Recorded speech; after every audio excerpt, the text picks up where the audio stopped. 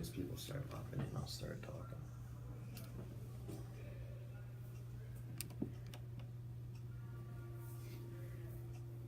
It's funny because I get to see like us just sitting here when it's recorded. Yeah, exactly. When I put it on my website, I always chop off Trim the it first down. like 30-40 seconds. At least you can see us just like hanging Just out. chilling Yeah. out. Behind Yeah. the scene. Oh, who's that? Well, that's the people. Yeah, you'll see them come down at the bottom. They'll start showing it. Let me see that. Who's this person? Amos. Yeah, there we go. Now Hey, Amos. Hey, Jason. Now we're Hey. going in. What's up, Ralph? People are flooding in here. That's right. Here they come. All right. Here we go. All right, we're good set. What is going on, everyone? My name is Michael Hartman. I'm the owner of Formal Fitness Training, and you are joining us for the third monthly series, A Coffee with the Trainer. Today I am joined with none other than the Italian stallion, Stefano Sarge. This guy and I go back about 2 years at this point. We attended the Tony Robbins conference together, saw Gary Vaynerchuk together. So he's all about the personal development and growing himself as a trainer, much like myself. Have a lot of respect for this guy, so I'm going to let him take it away. Tell them a little bit about yourself, Stefano. Hey guys, so for those of you that don't know me, I am Stefano Sarge. I've been personal training for a little bit over 2 years now. I work specifically at Wyomissing and Exeter Fitness and Training. Certification-wise, I have my Certified Exercise Physiologist through the American College of Sports Medicine, my CSCS through the National Strength and Conditioning Association. I really like to focus in on holistic functional style training, just anything I can do to help you live a better life in your everyday activities. Very cool. Very cool. So what this show is all about is you guys can type in your questions that you have at any point during the show, and we'll try and get to them. We have some preloaded questions here, which Stefano and myself will both take a stab at and try and help you guys improve your health, your fitness, and your lives in general. So first one we have here is, how often should I take a day off from lifting weights and working out? I'll let you go first on that. So my best answer I can give anyone, because everybody is different, always focus on what your body is telling you. So some people like to go 5 days a week, but you need to vary your programming. You're not going to be doing maximum like back squats 5 days a week. It's not good for your body. Your body's going to adapt or it's going to break down. Again, depends on how much time you have too. If you only have 3 days a week to work out, maybe every other day is your rest day. I like to consider too, like if your rest doesn't necessarily mean I can't work out at all. Maybe that rest day is you're going for a walk or you're going for a bike ride, or you're just hanging out with friends. You just go for a little hike. Yeah, that's true. I really think it does depend on the intensity of the working out and things like that. If you're somebody that's training 5-6 days a week really hard for 6-7 months, you might need to take a full week off just to let your body fully recover. If you have some minor injuries and things like that, you might need to take some additional time off for that too.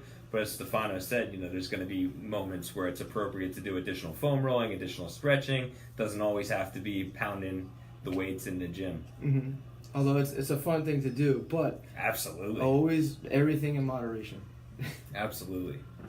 That pretty much covers that one as far as I'm concerned. The second one kind of ties into that in a little bit, is how often should I train each body part? And I think this really depends on the individual. Yeah. But let's say somebody trying to, build maximum amounts of muscle and hypertrophy. How often do you think they would want to train each muscle group? Good question. I would say too, again, like Mike just mentioned, it depends on your goal and what you're trying to do. So specifically, if you're trying to gain like more muscle mass, more hypertrophy, even if you're going into strength, once a week can help you build and maintain. But if you can start hitting things 2 times a week, that'll help you maximize for strength and getting stronger.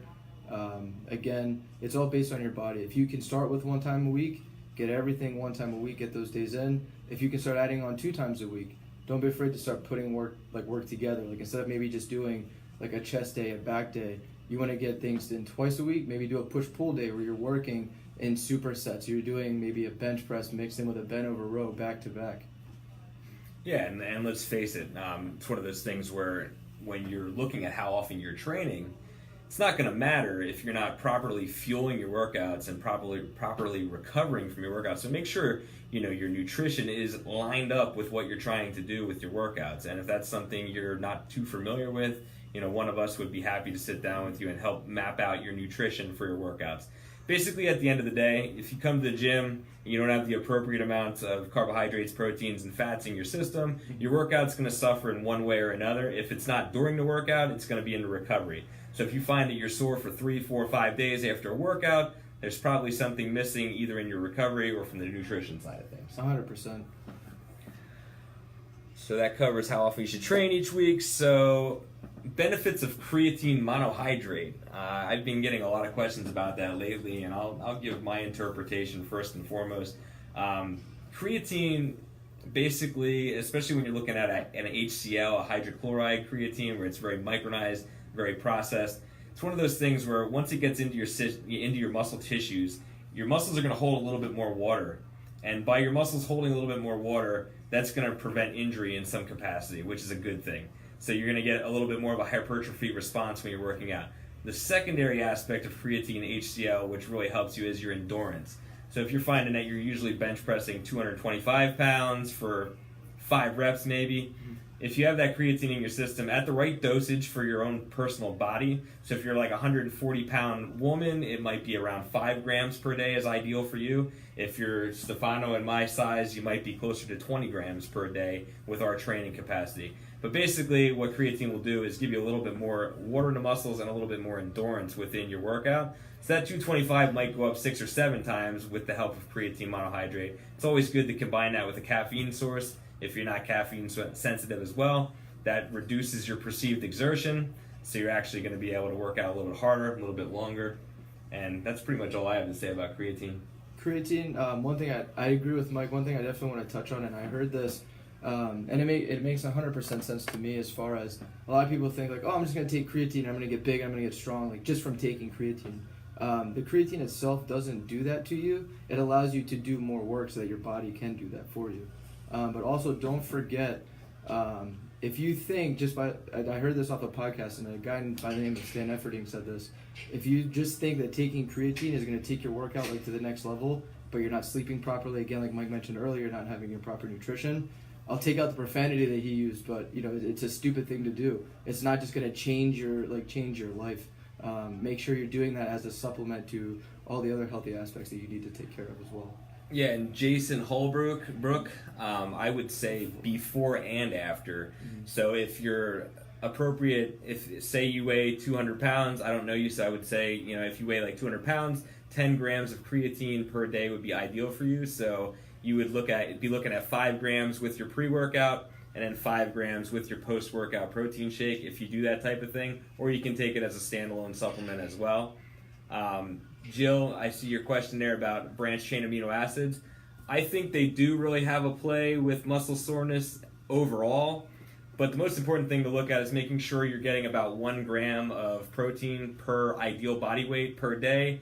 You're going to get a lot of amino acids mixed in from your whole food sources, so you don't need to be carrying a jug of branched-chain amino acids each and every day to help with the muscle soreness. Just make sure you're getting the right amount of protein, staying hydrated, and that'll all help with your muscle soreness.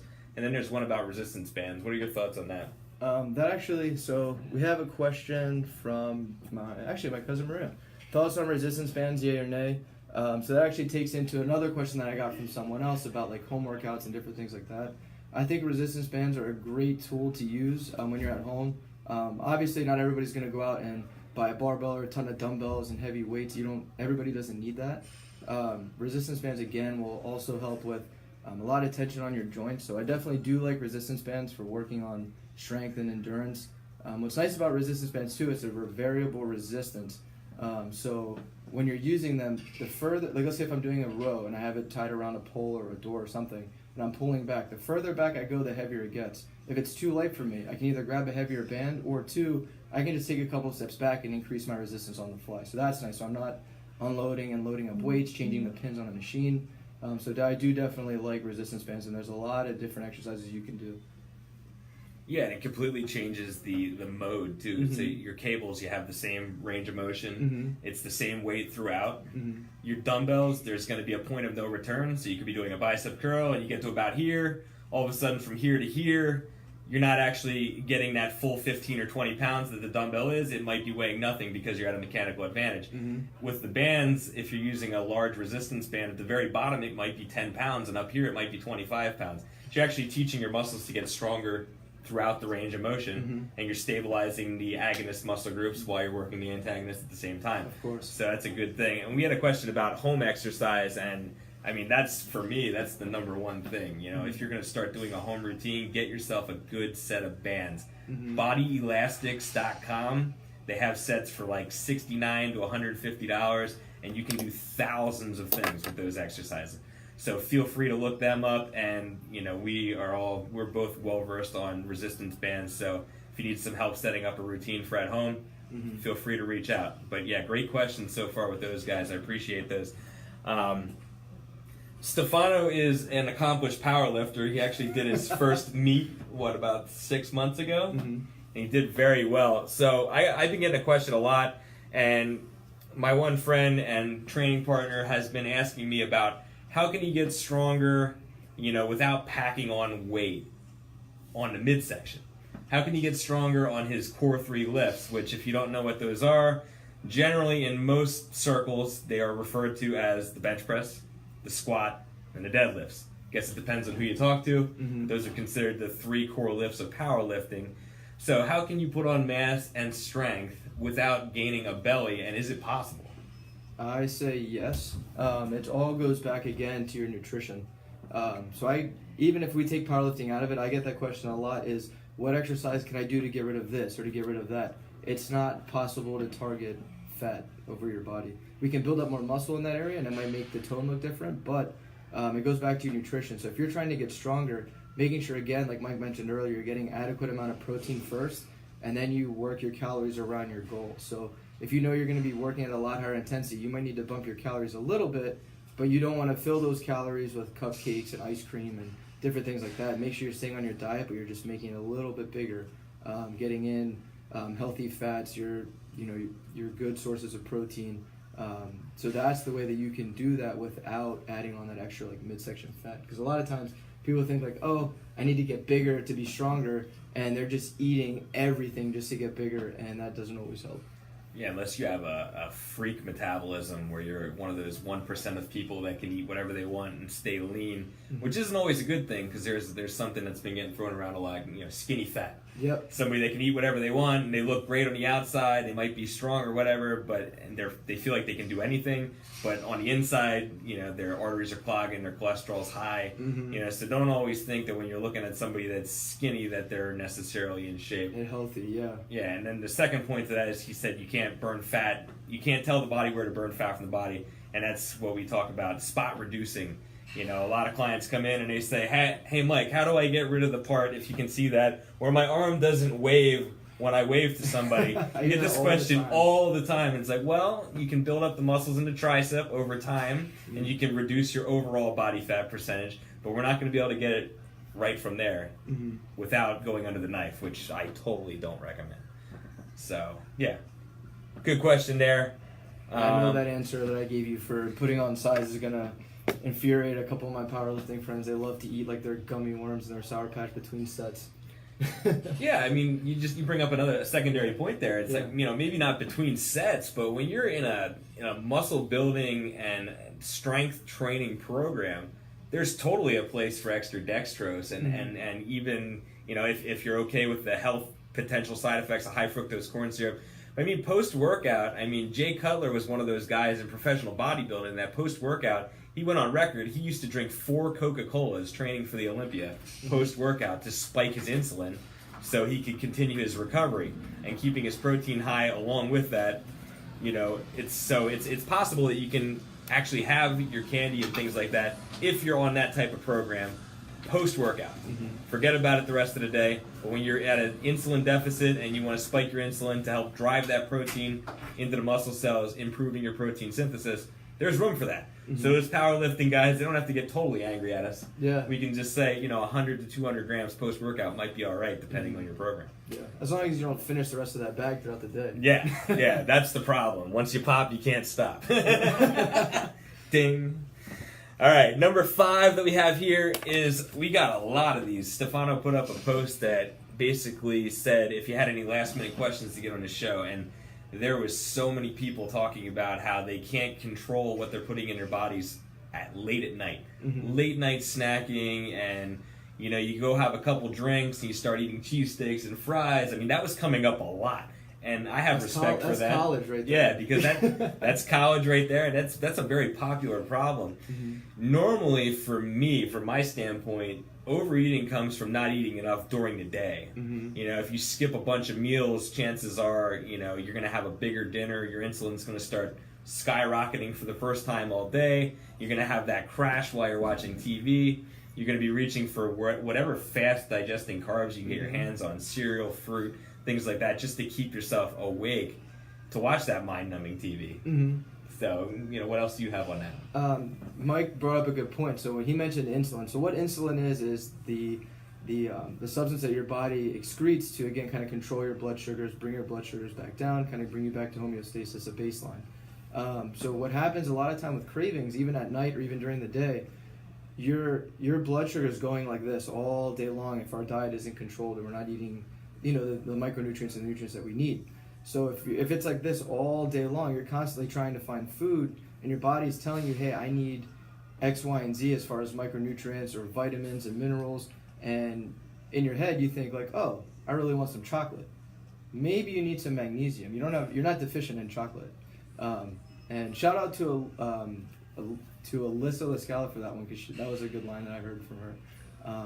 But anywho, you're trying to keep yourself at a baseline, so working on your gut health, the things you're putting in your body, finding those good substitutions for yourself, so that when you get to nighttime or you get to the weekend, you're not overeating or overindulging to the max.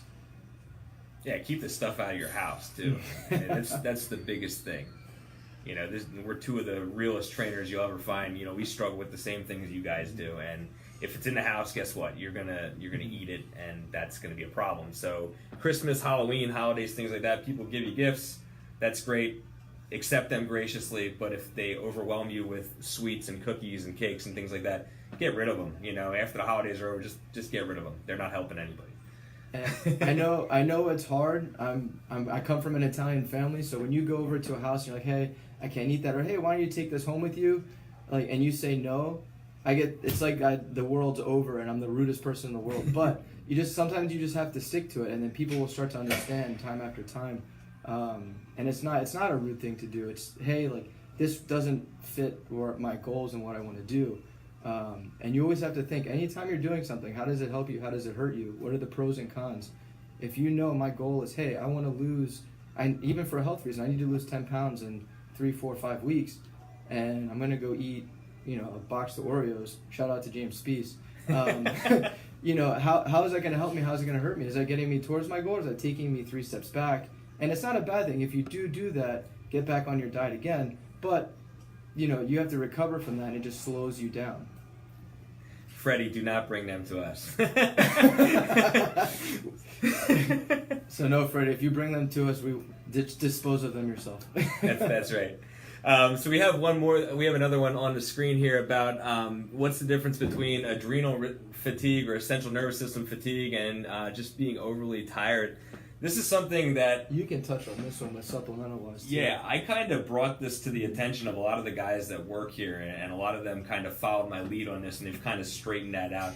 Adrenal fatigue, the difference between that versus just being overly tired. Overly tired is when you're getting the right amount of sleep and you're still not functioning at the highest capacity, where adrenal fatigue is where you wake up, you drink 2 cups of coffee, and the coffee does nothing for you. Mm-hmm. You don't wake up, you don't get any energy from the coffee, you're still just as drained as you were prior to taking the coffee. That generally means your cortisol levels are here, and your adrenal function is here. So you literally have no adrenal function, and your cortisol is sky high, which puts you in a fat building state. Mm-hmm. So you're going to store fat, and a muscle wasting state.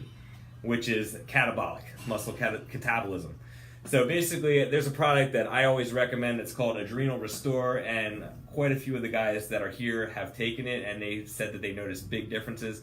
Basically, you go about 30 days without caffeine, and what this does is it helps take care of the headaches that you would get from not being on the caffeine, and it lowers the cortisol levels back to a baseline, gets your kidneys and your adrenal function back to normal, and then after the 30 days, that half a cup of coffee, which previously did nothing for you, will now do what it's supposed to, which is give you a little mental focus, give you a little bit of energy, and now your cortisol is at a baseline again, so you don't need as much caffeine, so now you can actually start losing weight again. A side effect to that supplement sometimes is weight loss, because your caffeine can actually prevent you from losing weight if you're one of those people that it spikes your cortisol. Mm-hmm. So that's just something to keep in mind there. And now we're getting a call from Domino's. So yeah, that pretty much should answer that for you, Jason. But yeah, if you wanted to look into that, it's firstform.com is a good place for that. Or you can send me an email and I can give you a link to get free shipping on that and things like that. I'm a brand rep for them. Full disclosure. Number 6, what is the ideal rep range that I should be training for optimal muscle development? It's a question that is thrown around all day, every day. I get it all the time. There's different charts out there that even will tell you scientifically, if you're looking for muscle development, you lift between this range. If you're looking for strength, you lift between this range. So specifically for muscle development, from me and my understanding, I always go through anywhere from like 8 to 12 repetitions. If you're just working for hypertrophy, even building up some strength, if you're going in lower than that, it will still help with muscle growth. But again, 8 to 12 repetitions in there, and then you want to work on volume. What would you say as far as sets would be optimal? Amount of sets per exercise or total? Total. So if you're doing 8 to 12 reps, how much do you want to do? So I think when you're starting out, when you're looking at small muscle groups, 7 to 9 sets per working muscle group for smaller muscle groups, biceps, triceps, shoulders, traps. And then when you're looking at chest, back, you're probably 12 to 15 sets. And when you're looking at legs, your overall volume is probably going to be 20 to 25 because you have to hit your quads, your glutes, your hamstrings, and your calves.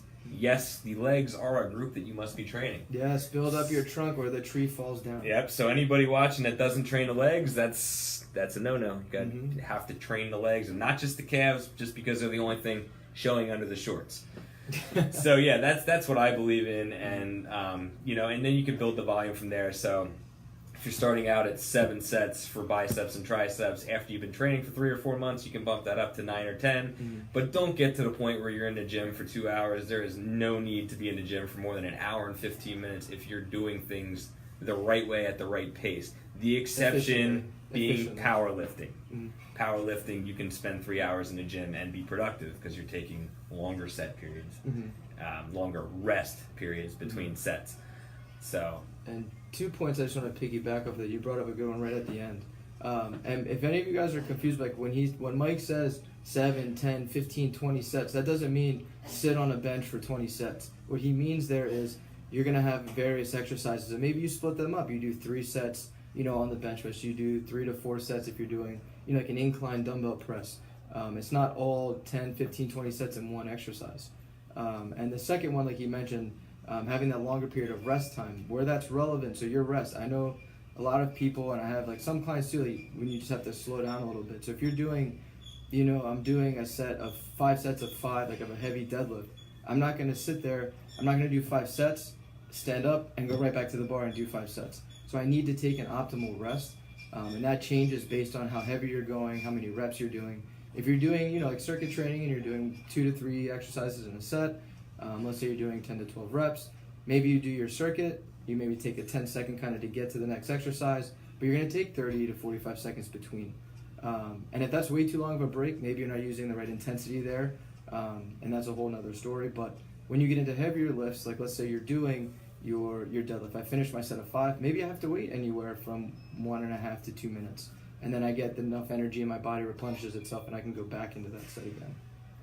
Yeah, and there's also, same thing that you're saying. There's 2 other points that I could touch on here as well. Muscle stagnation, something that people don't really think about. as well is, we're talking about the optimum rep ranges. Well, if you've been doing the same rep ranges for 6 months, 6 years, even 6 weeks, it's good to change the reps to build diversified muscle tissue. I said this, I believe, in the podcast, or whatever you want to call it, Facebook Live with Danielle. Muscle diversification is much like the stock market. So if you're going to do 2 sets of everything for a couple months, maybe you bump it up to 4 sets for a couple months. 2 to 3 reps if you want to build some explosive strength and power.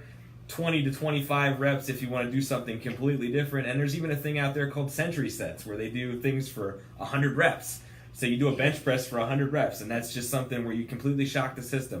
100 overhead presses, 100 bench presses, 100 bent over rows, and 100 squats. 100 overhead presses sounds hardly. I don't like that. Exactly. Yeah, I don't like that at all. Might not be using a lot of weight, but I mean, it's different. You're going to build diversified muscle tissue for that, and I think that's, it's important.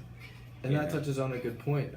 Your body will adapt if you're going for strength, endurance, hypertrophy, which is muscle growth.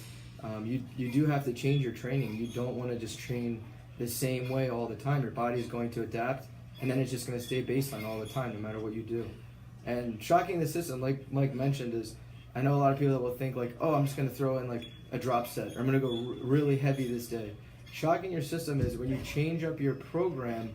When you change up your program from doing, let's say if I'm doing hypertrophy training, maybe I want to go into some strength training, or maybe for a couple weeks I'm going to work on joint stability, and that's just another way just to vary it up. Yeah, and joint stability, that's something John and I touched on as well. If you're coming into the gym, first and foremost, you should take a good look at your injuries, your deficiencies, and where your body's currently at. If your one shoulder's weaker than the other, that's something you kind of want to address before you start doing heavy bench presses. If you can't get close to 90 degrees on a squat without pain, obviously you probably shouldn't be squatting. There's just all kinds of things like that you should pay attention to. No pain, no gain is a very antiquated comment that's thrown around the fitness industry. No discomfort, I agree with, but pain is completely different than discomfort. And we'll take it in a second. Okay. But again, to touch on that, if you do have like muscular imbalances and deficiencies, that's something that we can definitely help you address. If you don't know, you might not know until you see. And again, something I like to tell a lot of people is earn your right to progress. So if your goal is, hey, I want to learn how to do a barbell back squat. But you can't squat on the ground without a weight, without your heels coming off the floor, you have to address that before we put 100 pounds on your back. You can't load up 100 pounds and not support it. It's not good for your spine. Yeah, absolutely. Very true. So we have a question from the Exeter Fitness and Training that we get from members, we get from clients, we get from friends, get from family. Random people I don't even know message me and ask me this question. Excuse me. So we can both touch on this one. To focus more on fat burning, should you do cardio before or after weight training? What do you think there? I'm a big believer in getting rid of the glycogen first. So if you're going to weight train, you're going to burn a lot of your protein and your fats, your carbohydrates and your fats during the workout, right? And you're going to take care of all the glycogen they have in your system. Let me rephrase that. So if you're coming into the workout and you had 300 grams or 300 calories, basically, during the workout, you're going to burn most of the protein and the carbohydrates that you gave your body in excess. Glycogen is going to be down to a minimal, which is like the whole idea of the ketosis diet and carb cycling, intermittent fasting. A lot of that basically puts your insulin resistance up because your glycogen is down. So, suffice to say, if you burn all that off during your weight training session, then you jump on the bike and you do 65 to 80%, or you do sprints or any type of cardio activity, you're going to burn primarily fat. So I believe in doing it after almost exclusively. Before should just be a quick warm-up to make sure your joints are lubricated and things like that. The secondary side point of that is you could do it first thing in the morning, black coffee or a little bit of branched chain amino acids, then do your cardio because you're kind of in a fasted state. So research is kind of a little sketchy, but it seems to lead in the direction of you're going to burn more fat in a fasted state or a glycogen depleted state. Mm-hmm. Do you have anything else to say about that? No, I do agree with that. I always like to mention that when you're going into your weight training, you want to think, where do you want to use most of your energy? You want to focus on the strength training. You want your focus to be in the stability. You want the focus to be in getting into whatever goal that it was that you had with weightlifting. So put all of that energy into your strength training and then use that cardio. I don't want to call it a burnout because it's not always a burnout, but like Mike mentioned, use what you want to do. So if you're trying to burn fat, you're not going to burn it in the weightlifting session, like most of the time, depending on what you're doing. But use that now so that you're in the state where you're in the optimal state to burn fat. Go into your cardio after, and now you're not running the risk of over-exhausting yourself in the cardio session. And now you get to the weight session, you're like, I'm so tired, I don't want to do this anymore. I'm sweating up a storm, and I can't even breathe. And now I have to go lift 315 pounds. Yeah, true story. Yeah, we have a lot of great questions here, and we're just going to try and get on a few more here. We're not going to try and keep this extremely long or anything like that, but Stefano had one that was about healthy meal prep ideas. How do I keep carbohydrates down, even the healthy ones, and how can I set up a meal prep basically to keep it efficient and manageable for the everyday person? Mm-hmm. So what I like to do, obviously you're going to eat similar styles of food depending on what you like. I'm not sure. I don't like the word diet. The word diet is in it. It's going to stop at some point. So always focus on like just like a healthy eating lifestyle. Find what works for you. So if it's paleo, keto, intermittent fasting, going on fast for long periods of time, whatever it is, find the one that works for you. If you don't like a lot of fat, you're not going to like keto. It's just 100%. You're eating 75% of your calories in fat. Yep. So find what works for you and then stick with that. You want it to be a lifestyle change. You want it to last for a long period of time. So again, when you're building up your meal prep ideas, base it around the foods that you like, within moderation too, because if you're a big fan of cake, you're not going to make your meal preps around cake. But you could. Anywho, getting into that, Sorry. so like, let's say if you eat a lot of chicken and you're eating chicken all the time, one, you can swap that out for another healthy meat source, or what I like to do too is just really dive into spices. You don't have to be a master chef. You can try out different spices, different flavorings. A little bit of salt won't hurt, as long as you're not getting salt from processed foods that you're eating throughout your day. Definitely focus on the spices. They have some pre-made blends that you can try. Definitely switch that up. Vegetables, I know some people get bored of like the same, like, I eat broccoli every day. Switch it up. Broccoli it actually isn't even like the best vegetable for you to eat, like micronutrient wise. Usually the darker the green the better, so focus on your spinach, your kale, I think arugula. If you're going for lettuce, focus more on like romaine and different things like that versus your iceberg, which is primarily just like putting green water in your mouth. But yeah. Yeah, shout out to Texas Pete, Rocky's hot sauce. Frank's Red Hot. So we get that question a lot Yeah. too. Condiments. So if you're trying to lose fat, what are the best condiments? Well, first of all, your salad dressings, you want to stick to your olive oil-based vinaigrettes, oil and vinegar-based vinaigrettes. Mustard is almost always fair game, and hot sauce is almost always fair game. Ketchup, you got to watch, because a lot of them have high fructose corn syrup, a lot of them have a lot of added sugars. Barbecue sauces are almost exclusively no-no unless you're trying to build muscle, because that's a lot of sugar. 2 tablespoons of barbecue sauce is very close to that of a Mountain Dew.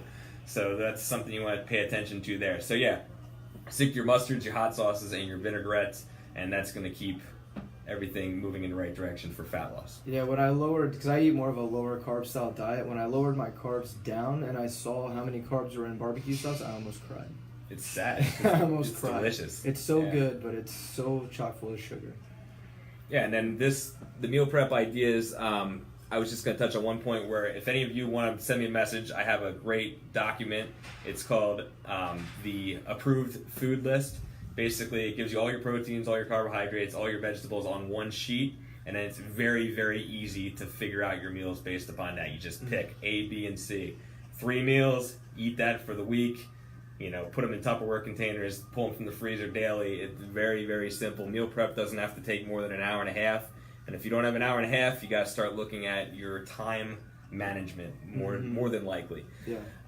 And number two, just tying into that was another question we had was a lot of what types of diets work best for who. And Stefano touched on this, saying that there's not a one-size-fits-all approach. I believe even in the weight room, there's going to be programs that work really, really well for certain types of people. So diets are no different. You know, one program works for Stefano, doesn't work for me, doesn't work for anybody else. But the types of diets for who, so if you want to take a good look at different diets, if there's one that you're interested in, say you want to do paleo, try it for a month. Take your waist, take your hip, take your chest measurements, take your weight. Don't exclusively look at weight, because guess what? You can lose 7 to 10 pounds of water weight and glycogen in about 6 days going keto. That doesn't mean that's body fat. And then it's going to slow down to 1 to 2 pounds a week after that. So once you get to the point where you stall out, or you know you're thinking maybe that wasn't the perfect diet for me, say you lost 5 pounds on paleo in a month. You thought you could have did better. Well, find somebody that can set you up on a good macro plan for carb cycling or intermittent fasting. That's another thing you can try. There's the Mediterranean diet. There's thousands of diets upon thousands of diets. Cabbage soup diet. I don't know where that one got its wings, but it exists. It's one of those things where there's guys out there that will tell you, I ate nothing but McDonald's and I lost weight. Well, that just is simply calorie deficit. If they were eating 5,000 calories a day and then they switched to nothing but McDonald's, 2,000 calories a day, guess what? They're going to lose weight. So don't buy into the hype. Make sure you do your own research, know your own body, give yourself a solid month of trying something before you decide whether it works for you or not. That's all I'll say on that. I agree 100% there. I think adherence, so sticking to something, is probably the biggest killer of goals. Somebody tries something, they either, one, don't like it, or maybe did it incorrectly and they didn't get the result they wanted, or something hurt, or they didn't, something happens like that, and then you fall off of it. And because of that, now I give up. You definitely just test it out, like Mike said, really see if it gets wings for you and goes. If not, maybe you have to switch to something else. But give it a chance first. Like, specifically an example of like a keto style diet. You're going to start out on there, your carbs are going to come down, your body's going to freak out, like, why did you take this energy source out of my body? And then it takes a little bit to transfer and start burning fat instead of the carbohydrates. So in that time, you're going to be tired, you're going to be cranky. I'm going to want to wring Mike's neck. I'm going to be mad. Not specifically, I'm not going to do that. But you're not going to feel the best. But once you get over that hump and your body adapts, then you start reaping the positives. Clear focus, lack of brain fog, those come into play. But if you don't give something a chance to work, that's never going to come. Hey Stefano, I found this fat burner online that says I can burn between 20 and 30 pounds of fat in the next 6 weeks. What would you tell me to do? Turn around. So those things I don't believe in those claims. They definitely work, but the way that they made those claims is whoever took that fat burning pill, they probably put into a calorie deficit, like Mike mentioned earlier. So fat burners can help supplement, but all that does is really kind of raises your internal body temperature, depending on what's in it. Again, take one as a supplement with a healthy diet. So if you're not eating right, you're not working out correctly, you're not doing your cardio, you're not doing different things like that, it's not going to help you at all. So if you're just taking a pill, just like the creatine that we mentioned, I'm going to take this pill and body fat's just going to fall off my body. That's never going to happen. Sorry to burst anybody's bubble there. Yeah, not to mention, I've read things that said that they hire fitness models to take the after picture and then they pay them to gain weight. So they swap them. The before is actually the after, and the after is actually the before. If that's not sick, I don't know what is. But that's what they do, and they deliberately do it to mislead people. So that means if you are going to deal with any type of supplements, make sure you find a reputable source, reputable products, and make sure you know exactly what's in it. Stay away from the proprietary blends. Make sure you know what's in it, because then at least you can make an educated choice whether or not you want to put that stuff in your body. That is my biggest pet peeve when it comes to supplements, is when you go to buy something and you're like, oh, it has this ingredient, this ingredient, this ingredient, that's what I'm looking for, but it's all in one blend, and it might say like, oh, there's 5 grams. Okay, well, how much is in there? You have 10 ingredients in here, and one ingredient alone might need 5 grams. So 2 grams is left for the rest of the stuff that I want? So that's my biggest pet peeve. I cannot stand when I see a supplement with like a proprietary blend. I won't buy it because you don't even know. Sometimes you don't even know how much caffeine is in it, and your body has a limit of how much caffeine it can handle before you keel over. Yeah, it's about 400 to 800 milligrams is what is ideal for most people a day. That doesn't take into consideration people that are caffeine sensitive. But 400 800. So when you're getting 350 at a pop, you got to be very careful the rest of the day that you don't go above that. My last point on the fat burner is if you have high blood pressure, cholesterol, any family history of heart attack, stroke, anything like that, avoid fat burners. Avoid copious amounts of caffeine. Caffeine is great if you're perfectly healthy. My general rule is not to put age on this, but most of my clients over 55, I don't recommend caffeine sources. If they choose to do it on their own, that's great, but not something I would recommend. You get to that point where it's just law of diminishing returns. Is it worth the adrenal stress and the stress on my body to put that much extra caffeine into my system? Yes or no? Something that you have to live with the choice. So that's very important there. I agree. So we're going to wrap this up shortly, but I decided that we're going to do something a little fun here since Stefano and I kind of had a clue what questions we were going to go into except the ones that you guys brought up. But since Stefano's here, and Stefano and I are friends outside of the gym, but what I wanted to ask you is, do you have any specific movies and or music that fire you up? Because the big question that has been coming through here today and on all the comments that we put out prior to this was, how do you guys maintain your motivation? First of all, I can speak for both of us. We love working out. Like, that's something that is exclusive to us because we were both athletes, and that's just kind of stuck with us. But movies, music, or particular ways you get yourself fired up, and we're going to let him close out the show. Stefano, thank you for coming. Thank you. So, movies. I don't really have any specific movies that get me like pumped up. I mean, I've recently started binge watching like all of the Marvel movies. So they're like big superhero movies. There's a lot of explosions and intensity and drama. So I mean, I guess I could say that that's just been getting me pumped up. Is like I see these people running around doing crazy things, and it's like, wow, I just really want to do that. But as far as music, I listen to everything. But for me, when I'm going into the gym and I'm really trying to focus in on a workout, sometimes I start, like if I'm on a treadmill, I might put on like a video on YouTube that has like, like that motivational style music in the background. It's like a video about like the type of workout I'm about to do. Or I'm a big fan, and I think Mike can attest to this too, I'm a big fan of like heavier like metal, like getting into like death metal, things like that. Yeah. So it's like heavier music, so it's really heavy, it's really fast, so that kind of like gets me going in that aspect. But I also have the other end of the spectrum. I do enjoy like things like like rap and like different things like that. So it all depends on the mood I'm in, but you have to find what gets you going. So I mean, if I sit here, some people like classical music. Sometimes I can't really kind of sit down and get ready for a workout with that. Maybe to get me focused, but as far as motivation goes, that doesn't really help me out. Yeah. Well, thanks for tuning in, guys. Check back next month where we're going to have Trainer James on here. I think it's October 19th. So look for the links for those and get your comments in. And thank you for all the support. We love you guys. Thank you guys so much. Peace.